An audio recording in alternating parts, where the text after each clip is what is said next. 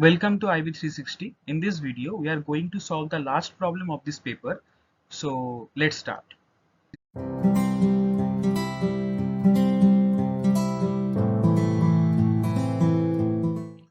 So the question is, consider fx equals to root x sine pi by 4x and gx equals to root x for x greater than equals to 0. The first time the graphs of f and g intersect is at x equals to 0. Find the two smallest non-zero values of x for which fx is equals to gx. So the condition is given as fx is equals to gx. So from here we can write, if the two graphs are intersecting each other, then we can write root x sine pi by 4x is equals to, from here we can write gx, the value is root x. So we have written that, and after that we can cancel out x, because at x equals to 0, at x equals to 0 already we have fx equals to gx. So now we need to compare this only term, that is sine pi by 4 x is equals to 1. So now the 1 values, see the graph, we will do it from the graph. I am drawing in freehand, so there may be some fluctuations, so please forgive for that. So if this is the graph for sine, so as you can see here, at pi by 2 the value of sine x is 1, and at this is 3 pi by 2, so obviously this will be 5 pi by 2. So at pi by 2 and 5 pi by 2 we have to consecutive sine x to be 1.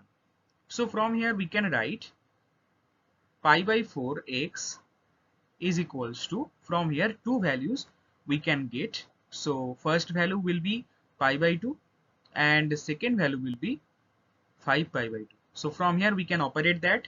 So pi by 4x is equals to pi by 2. So if you calculate that, it will be x is equals to pi cancel out, 4 by 2 is equals to 2. So the first value of x is 2. Now the second value of x from the same equation. So pi by 4 x is equals to 5 pi by 2. So from here pi cancel out. So from here x is equals to 5 into 4 divided by 2, that is x equals to 10. So two zero values, two non-zero, from here you can see, uh, for the function to be 0, to non-zero values we have got. First one is x equals to 2 and second one is x equals to 10. So we can write in this way also. So this was the answer for 11a. Now we will move towards the next part of this question. So the set of all non-zero values that satisfy fx equals to gx can be described as an arithmetic sequence of un is equals to a plus bn, where n is greater than equals to 1. And one most important thing that you need to note down here, that is non-zero values that satisfy fx equals to gx. So we need to exclude x equals to 0, because at x equals to 0 it is it is not a non-zero value which is satisfying fx equals to gx. So from here we can write x1, that is the first term. I am writing in terms of u1 so that you can understand it properly.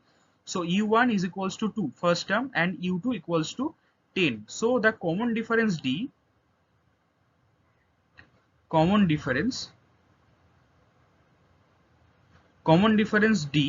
is equals to 10 minus 2, that is basically equals to u2 minus u1, the second term minus the first one, so is equals to 8. So now we can write un is equals to u1 plus n minus 1 into d. So just put the values. Un equals to u1 is 2 plus n minus 1 into d is 8. So from here we can write 2 plus 8n minus 8, so minus 6 plus 8n.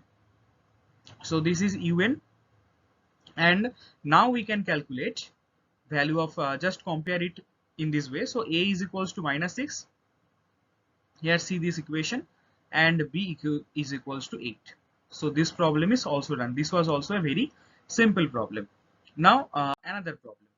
At point P, the graphs of f and g intersect for the 21st time. Find the coordinates of P. Now see the fact when the graph was starting, say the graph anything at x equals to 0, the graph was 0, and the graph the condition was fx is equals to gx. So this was 1 0, and the equation that we have all uh, just we have made, that is minus 6 plus 18, where n is the nth term, that just we have made here only non-zero x values we can get.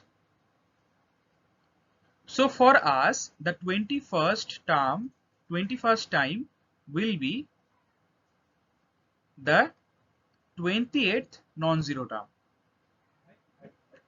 So this is the 20th non-zero term. So from here we can calculate u20 is equals to minus 6 plus 8 into 20. So it is minus 6 plus 160. So the term is 154. Now we need to find out the coordinates of P. So u20 is equals to 154. So this is basically the x coordinate. Now the y coordinate will be very easy. Just we have the equation gx equals to root x. We have the equation. So we will write down that gx is equals to root x. So from here we are getting g of 154 is equals to root over 154. So the coordinate of P is 154 comma root over 154. So this problem is done. This was also another simple problem. Now the last problem. Let's move towards that.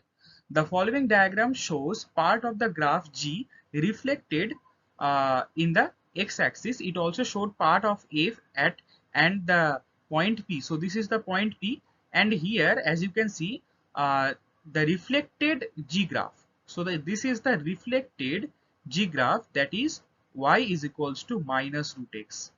Okay, so this is the reflected graph, that is y equals to minus root x. We got gx is equals to root x. So if we reflect gx in accordingly with the x-axis, then the reflected graph will be minus root x. So till now this point is clear. Now find an expression for the area of the shaded region.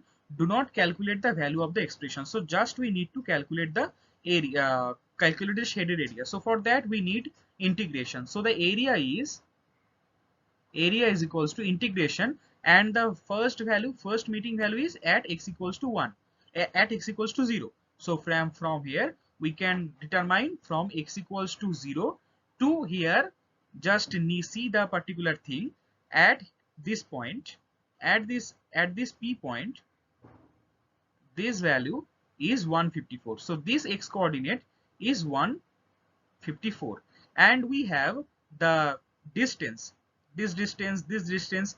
So this distance is 8. So we have the distance to be 8. So all the distances are 8. So ultimately this complete distance is 8. So this point, the end point in the graph, this end point will be 154 plus 8 by 2. As you can see, this is the half area, this is the half part.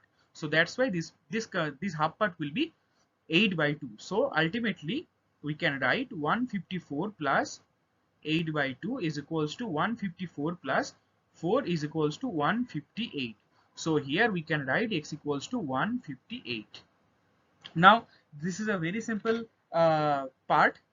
Now the inside we just need to give the function. So the first function was fx equals to root x sine pi by 4x, root x sine pi by 4x, and minus of minus root x. So and complete dx. So ultimately the area is becoming integration from 0 to 158, then second bracket root x sine pi by 4x plus root x dx. So just we need to give the expression. So that's why this is the expression. So in this way, this problem is also done. Thank you for watching IB360. In next video, we will solve some other paper. Thank you.